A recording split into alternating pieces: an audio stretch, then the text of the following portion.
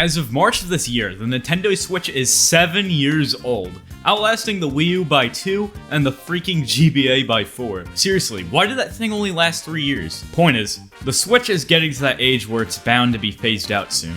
But what the heck is the successor supposed to be like? We know basically nothing about it besides it allegedly being as powerful as the PS4, and did Nintendo seriously announce this thing on X? After what felt like an eternity of rumors and half-hour video essays, the Switch 2 has finally been announced, and Nintendo confirmed nothing outside of the fact it's a successor to the Switch, which technically any console Nintendo makes going forward would be, but that's needlessly getting into semantics. Nintendo's always been weird with their announcements, so this begs the question, what would make a Switch 2 sell? I don't know, I'm not a game developer. But I've put a lot of thought into what I'd want from Nintendo's next system. So for the next couple of minutes, I'll be talking about that. The number one thing I want from a Switch 2 is for it to not be a Switch 2. The Switch is nice, don't get me wrong, but it also isn't. 32 gigs of storage, controllers that break if you so much as sneeze at them. Cracking the screen is an inevitability unless you instantly attach a protector, and every modern AAA port is severely compromised. Even first-party games on this thing struggle to keep a steady 30 FPS at sub 1080p. It's unacceptable.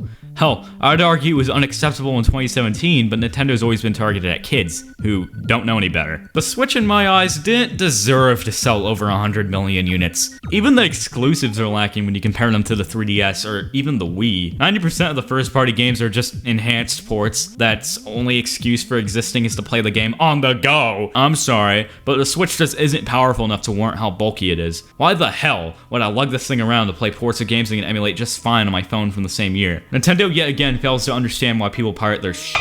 As Gabe Newell said, piracy is almost always a service problem and not a pricing problem. I wouldn't be complaining about eating overpriced Nintendo slop if it were more convenient than emulation. Isn't that the least you'd expect from going about purchasing a console? Convenience, efficiency, it'd be a better service than stealing. The Switch does none of these things. It tries both handheld and home console gaming, and it falters in both fields. It's way too bulky to warrant lugging around as if it were a phone, and it won't fit in your damn pocket. It's not even that powerful. It's way too underpowered to be a full-blown 9th gen system. 4 gigs of RAM. 4! The included controllers are way too small, and the only way to officially get a D-pad is to buy a $60 Pro controller. The very few exclusives it does have are fine. They have yet to top Mario Galaxy, and the big launch title Breath of the Wild was on Wii U, which is just odd to me. It was kind of marketed as a Switch exclusive. Tears of the Kingdom just ended up being $70 DLC that can't hold a stable frame rate. It's just more open world slop. Mario Odyssey was fine. I didn't get super invested, haven't finished it, but it was fine from what I played. But pretty much every other Nintendo Switch exclusive was launched incomplete. Forget launching broken. They just launch unfinished games now. Mario Strikers Battle League has one freaking map with different colors. That's the only thing you could change. And it's $60. Nintendo Switch Sports launched without Golf. Why did Golf take so long? You see why I don't want to Switch 2? It's gonna just be using 8th gen hardware as they're entering the 10th, and I highly doubt they're gonna be fixing Joy-Con drift anytime soon, unless they're discontinuing Joy-Cons entirely, which would just be weird if it's gonna be backwards compatible, which is a whole other can of worms. If it isn't backwards compatible, we're just gonna get another 8 years of a system that gets drip-fed a bunch of ports of games we got decades ago. Mario Kart 8 Ultimate plus Booster Course Pass 2 2027, anyone? Okay, real quick, I want to say some things I do like from the original Switch, just so I'm not crapping on it this whole video. Tabletop mode's underrated. 2-player support out of the box is great. I play almost all my games couch co-op with the chums or during family gatherings, so that saves me from having to buy an extra controller then and there. And Nintendo Switch Online has arguably the best pricing out of all these pay-for-online subscriptions out there. $20 for a year of online, plus access to a bunch of retro NES games ain't terrible, but that novelty wears off when you remember Nintendo Switch Online used to be free and Virtual Console was just better. And the online performance outside of Mario Kart is terrible. Always amusing how no matter how many generations it's been since the Wii, Nintendo could still only get Mario Kart playable online. I really wouldn't mind the $20 price tag if online just worked and we had like bonus games each month as with Xbox Gold or something. I'm not saying a free $60 title each month, maybe a random Nintendo published eShop game. I'm sure plenty of indie devs would love to get their games out there in some way like this, but this idea is really far-fetched considering Nintendo loves to overprice everything now. So I've established I do not want a Switch 2 and what I don't like about the original Switch. So what would I want Nintendo's next system to be? Well, not one system, but two. I'd much rather have it so Nintendo split up their home and handheld consoles again. If you can only kind of sort of do two things, but you're great at doing one thing, maybe it's best to focus on what you're good at. Why half-ass two things when you could just be amazing at one? Now, I don't want it to be completely separated like the Game Boy and NES. I'm thinking more so of a 3DS and Wii U kind of partnership. You know, connected accounts, ports on both ends. Why not just make it so your consoles have cross-buy? Make them use the same store. Most people have accepted not owning anything by now, so I think it'd be safe to do away with cartridges entirely for this theoretical handheld device. I mean, really, what would you do with a Nintendo Switch cartridge without a Switch? Nothing. You can't do nothing. You could resell it, and that's about it. It's not even good for a paperweight at that point. But with a disc, you could theoretically, legally, back up your game with your computer. No hacking required. So you own something useful. But as the PlayStation handhelds taught us, handhelds that play discs aren't it, so this would just be for the home console. Let's just gut the cartridge slot technology to save more space for cooling or something. You know what? Let's make this video more organized. Let's call this new handheld the 4DS, because that's basically what I want. And the home console, the Nintendo one, I don't know. As for what I'd want from a 4DS, specs on par with at least Xbox 360, 128 gigs of storage minimum. You could probably still get away with 4 gigs of RAM, preferably 6, but 4 is fine since this will be a console at a much lower resolution. I think 720p will be fine, given the size of the 3DS's top screen. You won't be able to tell the difference between 720 and 1080p. Plus, you gotta think about battery life and budget, so it figures. Outside of those requirements, we'll keep everything from the new 3DS's, just swapping out the C-stick with a proper circle pad and adding rumble motors to fulfill the 4D bit of the name. Feels the fourth dimension. Obviously, that's not enough to sell whole consoles, so the firmware's gotta be solid as well. I'm thinking the UI will be similar to the Switch's, just bring back the splash screens for each game,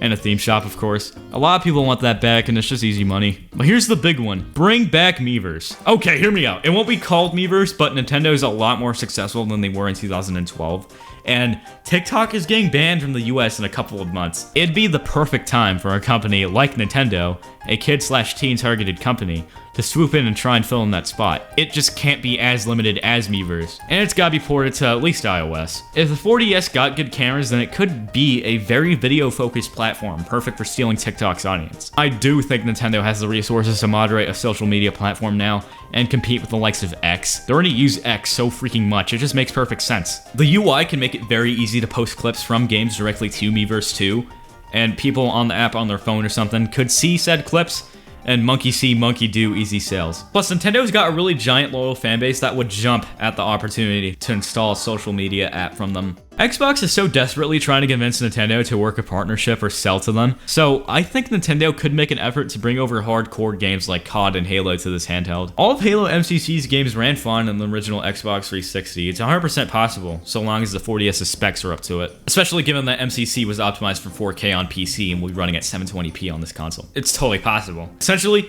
I just want a solid handheld from Nintendo. Make a good console, please. And I do think they could steal TikTok's audience quite easily as a selling point if they just put a low effort into the next system's firmware. Now, this is obviously a very tall order. No way they can make this and sell it at the same launch price of the 3DS. So I think a $300 price tag would be fair, so long as it comes bundled with minigames like Street Pass or Miiverse 2 pre-installed. Think about it. Basically the same specs of the Switch, just much more compact and optimized for the handheld setting. They can rebrand 3D as the big gimmick to get that urge out. Nintendo's always gotta do something with 3D. But when people see it as a genuinely powerful handheld that they can actually take around with them, it'll sell like hotcakes. Include a web browser and maybe a SIM card, which is rumored for the DS, and it's basically a smartphone as a bonus. As for the home console, you need something unique. The Xbox Series and PS5 just tried to be more powerful versions of the last system, and it didn't really work, so I'm thinking we could sacrifice a bit of the budget that would go towards specs for a much greater focus on online and multiplayer, and just good controls. Give it a super fast Wi-Fi chip, why the hell not? Nintendo can't optimize their netcode for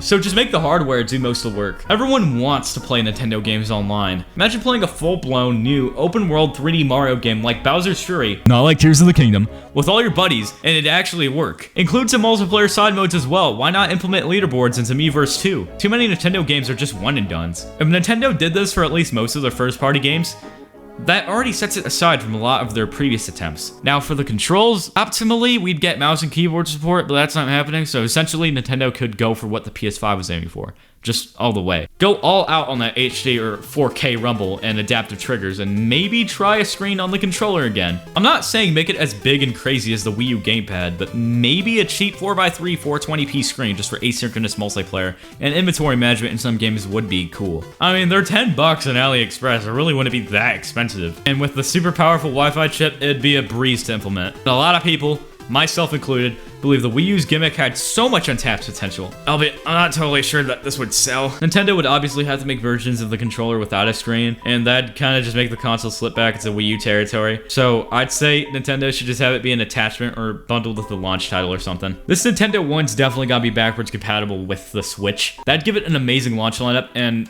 lock Nintendo from just doing a bunch of ports again. It would also make it a no-brainer over the OG Switch, since Nintendo doesn't have to include a high-quality OLED touchscreen, just maybe a small 4x3 one built into the controller. And they wouldn't have to make a dock, just putting all the rest of their focus onto the specs. It's not like a streamlined, powerful, generic Nintendo console wouldn't sell either. The Mario movie made over a freaking $1 billion, and it was the most generic, MCU-esque animated movie I've ever seen. One last thing, Nintendo should focus on making most of their first-party games cross-buy, or at least purchasable again on the 4DS. Just really push the handheld as a legitimate competitor to the Steam Deck, because as it stands, for most people who aren't infants, the Steam Deck is a no-brainer over the Switch. Even though it's more expensive, you'd just be better off saving up. I think Nintendo could safely price the home console at $350 to $400. Really depends on whether or not they want to try the two-screen thing again. Maybe offer a cheaper model without it, or just have it be an add-on, as I said. I mean, hey, games are becoming more expensive. $70 is the new norm, so it only makes sense consoles would follow suit. Okay, big section out of the way. Basically, I talked about what I'd rather have than a Switch 2, just huffing copium. So let's talk about what I'd want from an actual Switch 2.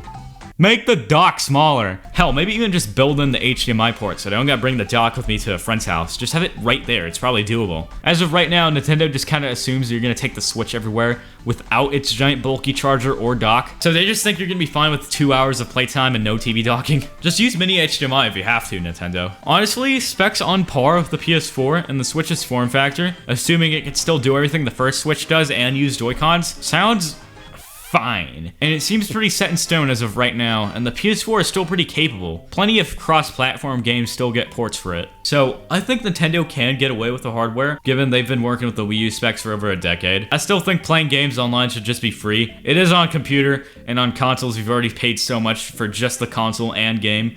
And now companies are trying to sell you subscription just to make some games playable. It's really dumb. Only Game Pass is really worth it. I've also come to realize, outside of the obvious fix online and stop Joy-Con drift additions, I don't really know what else Nintendo could add to the Switch 2 to make it stand out. I'm sure they're gonna increase the storage, and if the specs are actually gonna be on par with the PS4, it'll be the most powerful hardware Nintendo has worked with yet. So surely they'll have figured out 60 FPS at 1080p for most of their games, right? I guess they could make the UI improvements I mentioned earlier as well. I also want them to bring back Mii's. The Switch has a Mii Maker, but it's buried in the settings menu. And Mii's really set Nintendo apart from the competition. Wouldn't be surprised if most people just didn't realize the Switch had a Mii Maker. A lot of people, myself included, just want Nintendo to go back to the stylized UIs from the Wii, Wii U, and 3DS. Not just because of nostalgia or something, far from it. These menus just functioned better. We had it so good, man. We had a web browser, folders, themes, built-in minigames. None of these were present on the Switch, and I don't freaking count groups. Just call them folders, Nintendo. You're not fooling anyone. So yeah, I really don't know how the Switch 2 is gonna work. For most of the stuff I've heard about it, it really is just going to be a more powerful Switch, which I've made pretty obvious I think is a bad idea. They're just doing the same thing they did with the Wii U.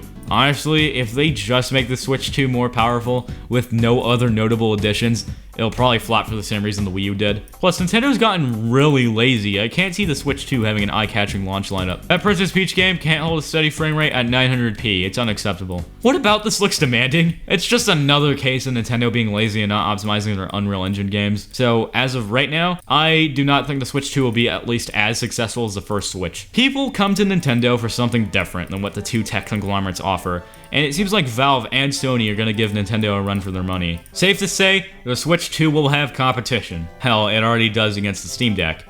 Anyway, what do you think? Will the Switch 2 be successful? Have you made your decision? Would you buy it or hold off? What would you like to see from the Switch 2? Let me know down in the comments, and if you like this video and that subscribe button is white, you're doing it wrong, click it to make it gray, and have a nice day.